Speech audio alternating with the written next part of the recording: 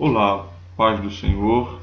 Nesta oportunidade, gostaria de meditar um pouco com vocês a respeito de um dos assuntos relacionados à teologia. Gostaria de pensar um pouco e compartilhar estes pensamentos sobre as autoridades no quesito religião. Antes de mais nada, gostaria de fazer a apresentação da teologia, apesar de saber que sabem o que é. Consideração minha, teologia, o mais precioso dos estudos. Mais precioso dos estudos, digo, porque diferente das outras áreas de conhecimento, que apesar de serem imprescindíveis ao desenvolvimento humano, acabam não tendo a mesma importância pelo fato de que a teologia está totalmente ligada à questão da salvação do homem, da viabilidade de um homem chegar aos céus ou não. Exatamente por isso essa grande importância, porque diferente de alguns outros assuntos, de algumas outras áreas de conhecimento que tratam mais de questões efêmeras, a teologia se expande a toda uma eternidade, com ou sem Cristo. E gostaria de deixar para a nossa meditação uma parte de um versículo que está situado em Oséias, capítulo de número 6, versículo de número 3, um dos profetas menores, bastante usado por Deus em seu tempo, que diz o seguinte: conheçamos e prossigamos em conhecer ao Senhor. Vamos meditar um pouco? Bem, gostaria de, antes de mais nada, falar a respeito da ideia simplificada da teologia. Teologia, semanticamente, está dividida em duas palavras: theo, que significa Deus, e logia, estudo. É a ciência, o estudo que se ocupa de Deus, de sua natureza e seus atributos, e de suas relações com o homem e com o universo. Teologia é basicamente o meio de aproximar-se do conhecimento da divindade, lembrando que esse aproximar do conhecimento da divindade se dá de maneira teórica, não de maneira prática. O conhecimento que você pode adquirir como um estudioso de teologia é apenas o escriturístico, não aquele que é proveniente de graça, não aquele não mecânico, não aquele que se dá por experiência pessoal, certo? É bom compreender estas verdades. Por isto não precisamos apenas do estudo, precisamos também da oração. O que é mais importante para um cristão? A oração ou a Bíblia, a leitura da Bíblia? Uma vez perguntaram a um homem e ele respondeu: qual é mais importante para um pássaro? A sua asa esquerda ou a sua direita? Salvo engano, foi algo mais ou menos dessa natureza. Ou seja, a teologia pode lhe dar suporte teórico, mas tenha também o seu relacionamento estrincheirado com Deus para que tenha suas próprias vivências pessoais. E a teologia, ela consegue se disseminar por várias áreas de conhecimento. Aliás, áreas de estudo, certo?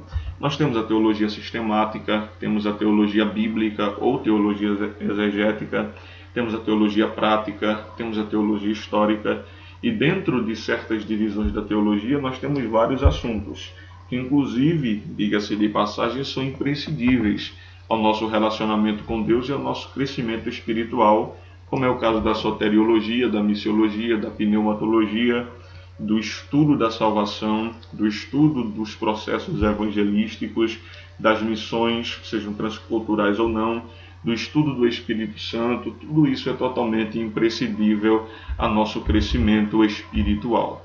E nesta oportunidade, gostaríamos, apesar de termos citado assuntos tão importantes, apesar de termos olhado para os supracitados assuntos, gostaria de falar a respeito das autoridades no que concerne a religião, das autoridades religiosas.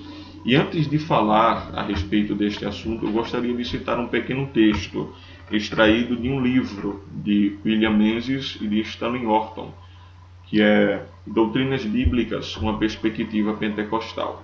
Diz o seguinte: como posso saber qual a verdadeira religião? Eis uma importante pergunta feita com frequência. Ela merece ser respondida, visto que o bem-estar eterno de alguém a faz estar em jogo. A questão real é a da autoridade. Eu gostaria que você observasse que os dois autores fazem uma pergunta, como saber qual é a verdadeira religião, mostra o motivo da importância desta pergunta e posteriormente ele não dá resposta, mas ele não dá resposta, ele não diz qual é a verdadeira religião, mas ele lhe mostra o caminho para encontrar a resposta. Ele fala: a questão real é a da autoridade. Ou seja, busque, na verdade, aquela que realmente é autoridade no assunto, e depois que você descobrir o que dita certo e errado, o que realmente tem poder de discernimento neste assunto, como consequência a isto, você vai descobrir qual é a verdadeira religião. Qual é a verdadeira autoridade? Descubra qual é a autoridade e, como consequência, você vai descobrir qual é a religião falsa e qual é a religião verdadeira. E quando nós olhamos para estas questões de autoridades religiosas, nós vamos nos deparar com três vertentes principais: a autoridade proveniente da razão humana, da Igreja e da Bíblia. E é exatamente sobre isso que gostaríamos de falar. Aprimore, meditemos a respeito da razão humana, uma das autoridades religiosas. A razão é algo bom, nossa capacidade de discernimento, a nossa capacidade de relacionamento com o verdadeiro e com o falso, a nossa capacidade de interpelar-se com o mundo, a nossa capacidade de dinamizar com ele, a nossa capacidade de realmente questionar o mundo, questionar o universo. E proveniente desta razão humana, nós temos a nossa racionalidade, aquilo que me faz entender o que é viável, do que é inviável, do que é certo, do que é incerto e do que é errado. Ou seja, toda a minha capacidade de discernimento estão na razão humana e na proveniente racionalidade. E isto não é ruim. Uma pessoa que é cristã, ela não deve ser desprovida desses atributos. Muito pelo contrário. A fé, ela, apesar de ser bastante antagônica à racionalidade em certos momentos, não impede uma pessoa de ser racional, porque Deus nos fez seres racionais. O problema está no racionalismo. E é exatamente aí que entra este erro. O racionalismo prega que a razão humana é superior a tudo e a todos. É a supremacia da razão. E a partir dela nós temos algumas linhas contrárias às Escrituras, como a questão do cientismo, que prega que o homem, através da razão por meio da ciência, conseguirá solucionar todos os problemas da humanidade. Notamos com isso, claro, que é algo impossível, é utópico, muito pelo contrário. A ciência se desenvolveu, mas concomitante a isso também a iniquidade se desenvolveu, cresceu, exponenciou-se, diga-se de passagem, a violência, a mesma tecnologia que pode ser usada para fazer o bem às pessoas, também foi usada por muitas vezes ao longo da história para ceifar a vida de muitos, certo? E dentro deste quesito, autoridade religiosa humana, encontramos o racionalismo. E esse racionalismo prega isso. Quanto à religião, observe, pense, entenda, deduza, tire as suas próprias conclusões. Depois que você tirar sua própria conclusão, você encontrou certo, porque o seu entendimento é superior a tudo, porque o seu entendimento é superior a todos, e você não precisa se escravizar intelectualmente a nada. E isto é algo muito frequente nos nossos dias. Estamos vivendo o tempo do pós-modernismo, o ceticismo impera, a incredulidade no que diz respeito à divindade e muito mais incredulidade ainda no que diz respeito à Bíblia. As pessoas se afastam das Escrituras na crença de que ela é apenas livros escritos por homem. De fato, um homem escreveu. A diferença é que este homem estava sendo usado por Deus. E por este fato do pós-modernismo estar muito ligado ao ceticismo, nós temos uma elevada frequência desta linha de pensamento no requisito de autoridade religiosa da razão humana, sendo que isto é um erro devastador. A partir destas correntes de pensamento surgem ideias como o ateísmo, certo? Uma ideia totalmente errônea, uma ideia totalmente obsoleta. É o homem preso na vaidade do próprio entendimento. E quando nós olhamos as Escrituras, encontramos Salomão em Provérbios 3:5 dizendo: confia no Senhor de todo o teu coração e observe, e não te estribes no teu próprio entendimento. Então devemos tomar cuidado com a questão de achar que o nosso entendimento é superior a qualquer coisa. Cuidado, digo isso para todos, não te estribes no teu próprio entendimento. O próprio Jesus Cristo, no evangelho que escreveu Mateus, capítulo 22, versículo 29, disse que erra o homem não conhecendo as Escrituras nem o poder de Deus. Lendo o texto todo está escrito: Jesus, porém, respondendo-lhes, disse-lhes: errais, não conhecendo as Escrituras nem o poder de Deus. E neste texto eu gostaria de ressaltar a última parte que diz: nem o poder de Deus. Porque alguém pode conhecer as Escrituras, claro, de maneira mecânica, e não acreditar nela como a verdade suprema no requisito religião. Mas uma pessoa que conhece o poder de Deus não conseguirá tornar-se ímpeto tornar-se passivo diante desta realidade. Ele com certeza se dobrará diante da presença de Deus, e se dobrando à presença de Deus por conhecer o poder de Deus, ele necessariamente também se dobrará diante das palavras de Deus. Se dobrando diante das palavras de Deus, este homem estará se dobrando diante da Bíblia Sagrada, diante das Escrituras Sagradas. Um homem não pode conhecer o poder de Deus e continuar a rejeitar a Bíblia. Isso é impossível. Então, erra o homem em não conhecer o poder de Deus. Alguém que acha que o seu entendimento está acima de qualquer outra coisa, que o certo para ele realmente é certo e que o errado para ele realmente é errado, e podendo ser ao contrário para outra pessoa, aí já entramos na questão do relativismo, com certeza não conhece a grandiosidade da obra de Deus, a grandiosidade do poder de Deus. A segunda vertente é a igreja, a segunda autoridade no que diz respeito à religião. E esta vertente de pensamento prega a sucessão apostólica. Observe, Jesus é apresentado nas Escrituras como palavra viva. João capítulo 1, versículo 14, fala que o verbo se fez carne. Isso é encarnação, isso não é reencarnação. Encarnação é o espiritual tornar-se físico, tornar-se carne. Reencarnação é alguém quando morre, esse espírito sair do corpo e vir voltar em outro corpo. Isso é herético, isso é errado. O que a Bíblia prega é encarnação. E o verbo se fez carne, encarnou e habitou entre nós. Habitou da ideia de armou a tenda. Que tenda é essa? O corpo humano. Que corpo humano seria esse? Seria o corpo humano do próprio Jesus Cristo. Jesus era a palavra viva que se fez carne e habitou entre nós, formou a sua tenda nesta terra.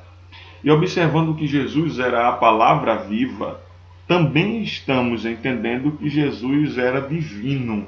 Por que ele era divino? Porque quando a gente começa a ler o capítulo 1 do Evangelho de João, a gente vai encontrar que o verbo estava com Deus. Se o verbo estava com Deus, o verbo era outra pessoa que não Deus, ou seja, ele estava fazendo companhia a Deus. Só que ao longo do texto ele também continua dizendo que além do verbo estar com Deus, o verbo era Deus, ou seja, agora estamos falando de uma pessoa. Em horas citamos duas, outras citamos uma. E estamos diante, neste momento, de um dos rudimentos da doutrina da Trindade. Sabemos que Deus é constituído por Pai, por Filho e por Espírito. Ele é trino e uno, três e ao mesmo tempo um, certo? Esta palavra estava e esta palavra é Deus. E ao longo do processo da criação, este capítulo nos mostra que ela participou ativamente. Se nós formos olhar para Gênesis capítulo 1, encontraremos que no princípio criou Deus os céus e a terra era sem forma e vazia, e havia água sobre a face do abismo, e o texto vai continuar até que vai dizer, e disse Deus, haja. Esse haja aí é do hebraico bará. Bará dá a ideia de trazer à existência algo sem uso de matéria-prima, de criar, propriamente dito. Nós usamos criar de maneira mais coloquial, mas se fôssemos observar ao pé da letra, um homem não consegue criar alguma coisa, um homem apenas transforma. Se estamos diante de uma cadeira, a cadeira não é nada mais do que uma transformação de um outro material já pré-existente. E essa transformação foi mediada pelo homem, é claro. Mas o homem não trouxe à existência aquela matéria-prima. Exemplo, um homem pode pegar uma madeira, um tronco e transformá-lo em uma cadeira, mas ele apenas transformou o tronco em cadeira. Ele não trouxe a cadeira à existência do nada.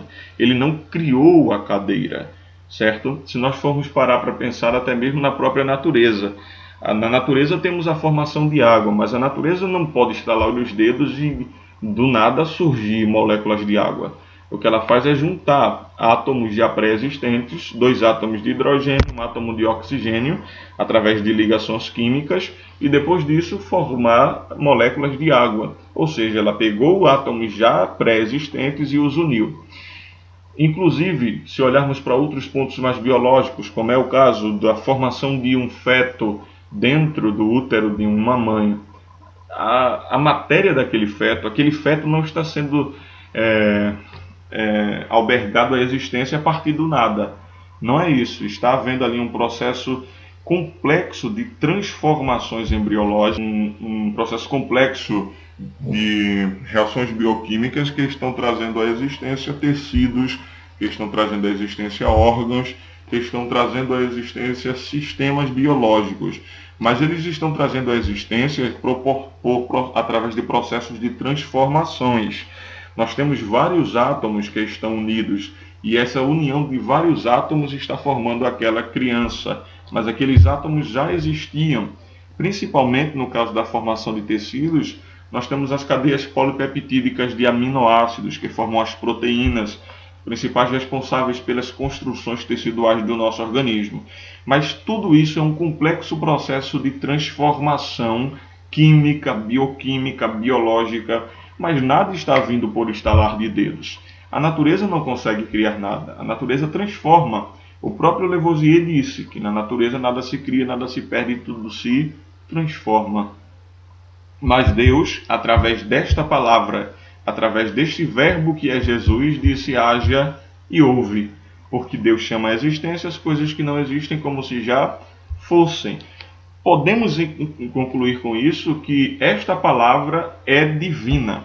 Esta palavra também tem poder, assim como o próprio Deus. Ela faz parte da Trindade. E quando nós observamos a vida de Jesus, ele disse: eu e a minha palavra. Ele se colocava de maneira consonante com a palavra. Ele mostrava que ele e a palavra eram apenas um. Ou seja, ele era esta palavra de João capítulo 1, ele era a palavra de Gênesis capítulo 1, certo? A palavra se fez carne. E por ele ser esta palavra, ele era a maior autoridade que existia na terra, em todos os sentidos, não apenas no sentido religioso. Mas, segundo essa corrente, essa linha de pensamento, eles acreditam que, apesar de Jesus ter toda essa autoridade, ele passou essa autoridade, e esse aceptor foi exatamente Pedro. Possivelmente, eles embasam esses argumentos em Mateus 16 e 18, onde Jesus chega, pergunta o que dizem os homens ser o filho do homem. Pedro, mais ousado dos discípulos, responde: uns dizem que tu és Elias, outros dizem que tu és João Batista. E começou a fazer algumas citações.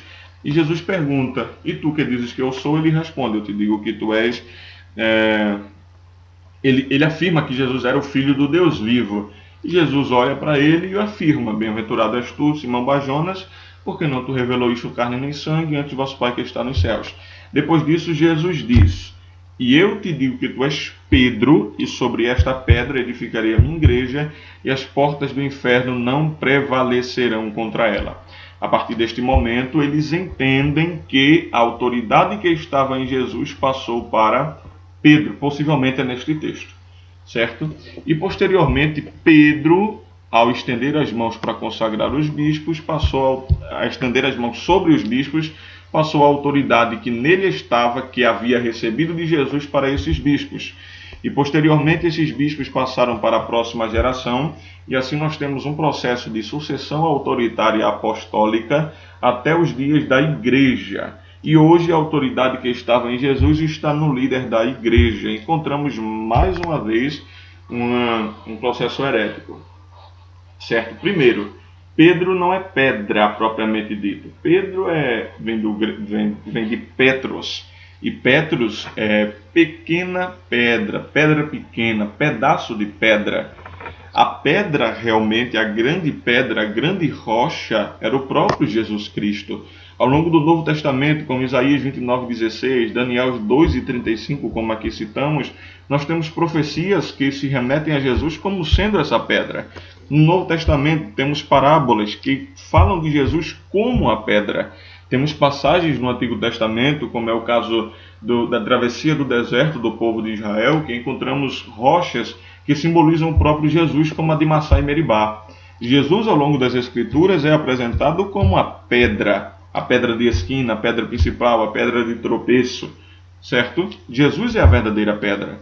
Não Pedro, que é Petros, que é pequena pedra, que é um pedaço de pedra. Ele disse, eu te digo que tu és Pedro, ou seja, eu te digo que tu és uma pequena pedra. Mas sobre esta pedra, que sou eu, no caso, Jesus estava dizendo, sobre esta pedra, edificaria a minha igreja. Logo, a igreja está fundamentada em Cristo, não em Pedro. A partir deste momento, podemos concluir que a autoridade não foi passada a Pedro. E se não foi passada a Pedro, também não está passada à igreja. E exatamente por isso nós temos uma questão de menosprezo às coisas espirituais. Claro que a igreja, através da concepção de Jesus Cristo, através dessa graça de Jesus Cristo, também tem grande influência na terra, porque o que nós ligarmos na terra também será ligado nos céus. Mas entendo o que eu quero dizer, que não foi passada à igreja a mesma autoridade que estava em Jesus, a mesma capacidade de dizer o que é pecado e o que não é pecado.